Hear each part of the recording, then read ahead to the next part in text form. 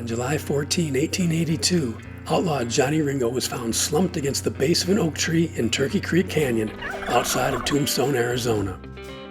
He was found seated in a bunch of 5 large blackjack oaks growing up in a semicircle from one root, and in the center of them was a large flat rock which made a comfortable seat.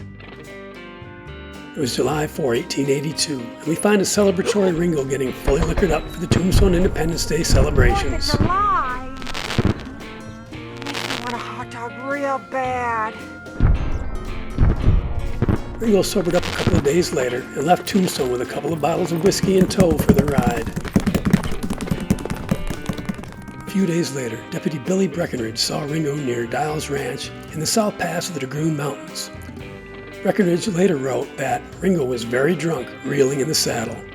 He said that he had encouraged Ringo to follow him back to the Goodrich Ranch, but he was drunk and stubborn and went on his way. I think this was the last time he was seen alive. At about 3 p.m. on July 13, ranch hands at a nearby ranch heard a shot. While hauling wood in Turkey Creek Canyon, teamster James Yost came across Ringo's lifeless body. Oh shit, not good. He was already turning black from the desert heat and had strips of undershirt wrapped around his feet for protection, as if he had walked a distance without his boots. The coroner stated he had evidently traveled but a short distance in this footgear. There was a bullet hole in his right temple and an exit wound at the back of his head. The fatal wound was upward at a 45-degree angle between the right eye and ear. His revolver was still in his right hand.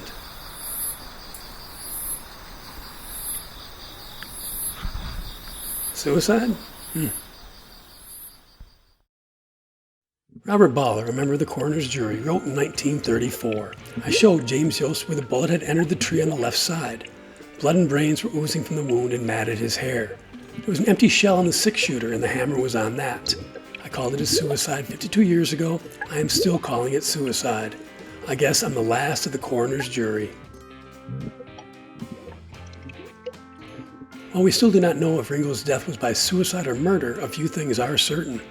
1, the man had a lot of blood on his hands, and that can weigh heavily on a mind, especially when you drink as much as he was known to do regularly. 2, Ringo was reported to have a history of threatening suicide.